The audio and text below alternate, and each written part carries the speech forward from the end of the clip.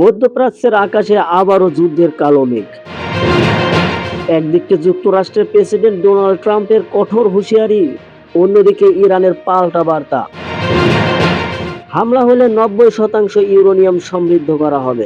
বিশ্ব এখন আতঙ্কে তাকিয়ে আছে তেহরানের দিকে। ইরান কি সত্যি পরমাণু বোমা তৈরির পথে হাঁটছে, নাকি এটি শুধুই কূটনৈতিক চাপ তৈরির কৌশল? আজকের এই ভিডিওতে আমরা বিস্তারিত জানাবো ইরানের ইউরেনিয়াম কর্মসূচি, ট্রাম্পের সামরিক পরিকল্পনা, হরমুজ প্রণালীর ভয়াবহ সংকট, তেলের বাজারে অস্থিরতা এবং মধ্যপ্রাচ্যে সম্ভাব্য নতুন যুদ্ধের পূর্ণ বিশ্লেষণ।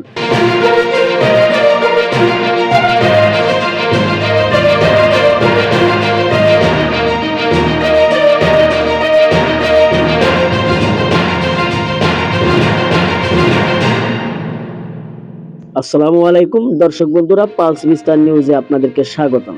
বিস্তারিত জানাতে আমি সাথে আছি মেহেদি হাসান। ইরানের ভয়ঙ্কর হুঁশিয়ারি। মঙ্গলবার ইরানি সংসদীয় কমিশনের মুখপাত্র ইব্রাহিম রেজাই সামাজিক যোগাযোগ মাধ্যম এক্সে একটি বিস্ফোরক বার্তা দেন। তিনি বলেন, যদি যুক্তরাষ্ট্র বা ইসরায়েল আবার হামলা চালায় তাহলে ইরান 90% বিশুদ্ধতায় ইউরেনিয়াম সমৃদ্ধ করতে পারে। এই বক্তব্যকে আন্তর্জাতিক বিশ্লেষকরা অত্যন্ত গুরুতর হিসেবে দেখছেন, কারণ সাধারণভাবে 3 থেকে 5% সমৃদ্ধ ইউরেনিয়াম বিদ্যুৎ উৎপাদনে ব্যবহার করা হয়। 20%-এর বেশি হলে তা গবেষণা কাজে লাগে, কিন্তু 90% সমৃদ্ধ ইউরেনিয়াম মানেই ওয়েপন্স গ্রেড ইউরেনিয়াম, অর্থাৎ পারমাণবিক বোমা তৈরির উপযোগী উপাদান। কেন বিশ্ব আতঙ্কিত?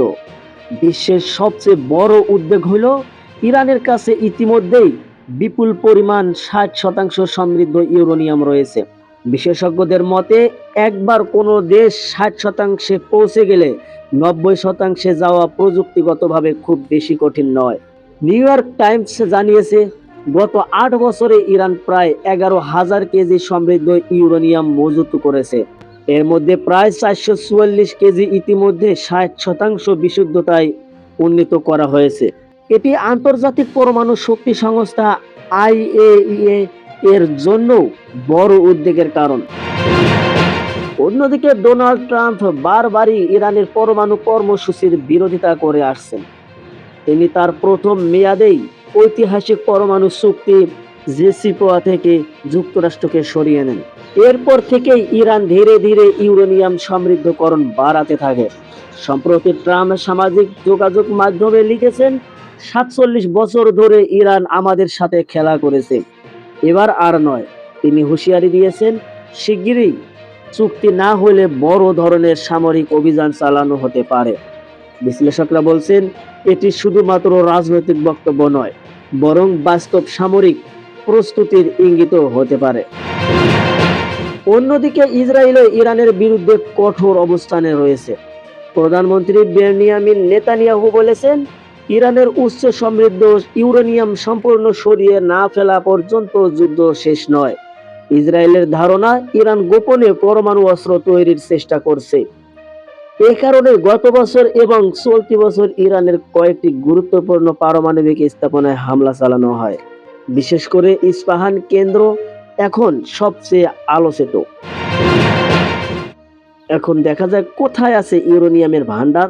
আন্তর্জাতিক পরমাণু শক্তি সংস্থা IAEA এর প্রধান রাফায়েল গ্রাসি জানিয়েছেন, ইরানের বড় অংশের ইউরেনিয়াম এখন ইস্পাহান পারমাণবিক কেন্দ্রে থাকতে পারে।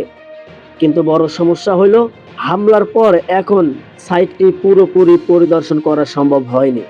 IAEA নিশ্চিত করতে পারছে না তাদের সিল অক্ষত আছে কিনা, অথবা ইউরেনিয়াম অন্য কোথাও সরিয়ে নেওয়া হয়েছে কিনা।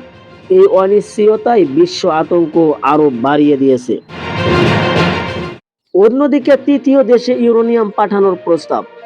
ওয়াল স্ট্রিট জার্নালের এক প্রতিবেদনে বলা হয়েছে, ইরান তাদের কিছু উচ্চ সমৃদ্ধ ইউরেনিয়াম তৃতীয় কোনো দেশে পাঠাতে রাজি হয়েছে। তবে শর্ত রয়েছে, ইরান চায় তাদের পারমাণবিক স্থাপনাগুলো ধ্বংস করা যাবে না এবং আলোচনা ভেঙে গেলে ইউরেনিয়াম ফেরত দিতে হবে। তবে ইরানের আধা সরকারি সংবাদ মাধ্যম তাসনিম এই খবরকে মিথ্যা বলে দাবি করেছে। ফলে এখনো বিষয়টি নিয়ে ধোঁয়াশা রয়ে গেছে। এখন আসি বিশ্বের সবচেয়ে গুরুত্বপূর্ণ অংশে, হরমুজ প্রণালী।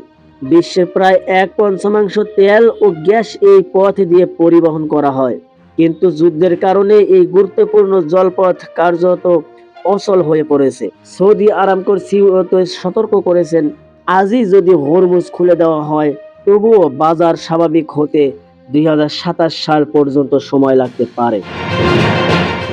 এবার আসে তেলের দাম ও বিশ্ব অর্থনীতি। বর্তমানে ব্রেন্ট ক্রুড তেলের দাম ব্যারেল প্রতি $101 পৌঁছেছে। এর প্রভাব পড়ছে পুরো বিশ্বে। জ্বালানির দাম বাড়লে পরিবহন খরচ বাড়ে, খাদ্যের দাম বাড়ে, মুদ্রাস্ফীতি বৃদ্ধি পায়। অর্থাৎ মধ্যপ্রাচ্যের এই উত্তেজনা এখন সাধারণ মানুষের জীবনেও সরাসরি প্রভাব ফেলছে। অন্যদিকে যুদ্ধবিরতির কথা বলা হচ্ছে, বাস্তবে পরিস্থিতি এখন অস্থিতিশীল। সম্প্রতি কাতারের কাছে একটি কার্গো জাহাজে ড্রোন হামলা হয়েছে। সংযুক্ত আরব আমিরাত ও কুয়েত দাবি করেছে তারা একাধিক শত্রু ড্রোন ভূপাতিত করেছে। অন্যদিকে ইরান হুঁশিয়ারি দিয়েছে, হরমুজ এলাকায় ব্রিটিশ বা ফরাসি যুদ্ধজাহাজ দেখা গেলে কঠোর জবাব দেওয়া হবে। এখন সবচেয়ে বড় প্রশ্ন, ইরান কি সত্যিই পরমাণু বোমা তৈরির পথে হাঁটবে, নাকি শেষ মুহূর্তে কূটনৈতিক সমাধান বের হবে? বিশ্লেষকরা বলছেন, বর্তমান পরিস্থিতি অত্যন্ত স্পর্শকাতর। একটি ভুল সিদ্ধান্ত পুরো মধ্যপ্রাচ্যকে নতুন করে যুদ্ধের দিকে ঠেলে দিতে পারে। আর যদি হরমুজ প্রণালী পুরোপুরি বন্ধ হয়ে যায়, তাহলে বিশ্ব অর্থনীতিতে ভয়াবহ সংকট দেখা দিতে পারে। দর্শক বন্ধুরা, এতক্ষণে দেখছিলেন পালস ভিস্তা নিউজের সর্বশেষ হাতে থাকা আপডেট। ইরান কি সত্যি পরমাণু অস্ত্র তৈরি করবে, নাকি এটি শুধুই যুক্তরাষ্ট্রের উপর চাপ তৈরির কৌশল? কমেন্টে আপনার মতামত জানান। ভিডিওটি ভালো লাগলে লাইক দিন, শেয়ার করুন এবং আন্তর্জাতিক রাজনীতি ও ব্রেকিং নিউজের নির্ভরযোগ্য আপডেট পেতে সাবস্ক্রাইব করুন পালস ভিস্তা নিউজ।